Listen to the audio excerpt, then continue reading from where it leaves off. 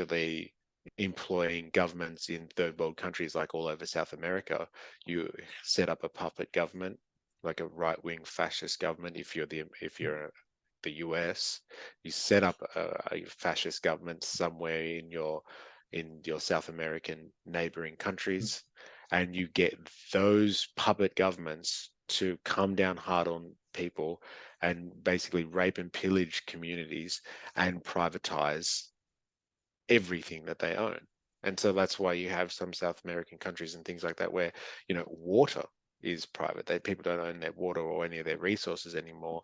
That is taken by the government and then sold on to some third party, someone outside of the country through free trade Yes. agreements and settlements. That's a You, big part of neoliberalism. yes, I'm glad you kind of brought that up because I would say with neoliberalism, there's two main touchstones that David Harvey covers in his book.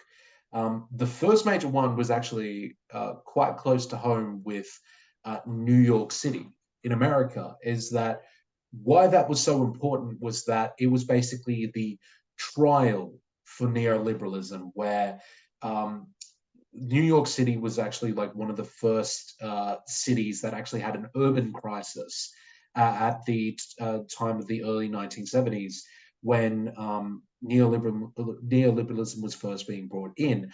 And in that kind of urban city crisis, it was the first time that neoliberal economists and also private companies realized, oh, we can actually encourage the government to sell off all of their assets Mm, so we can make a quick buck.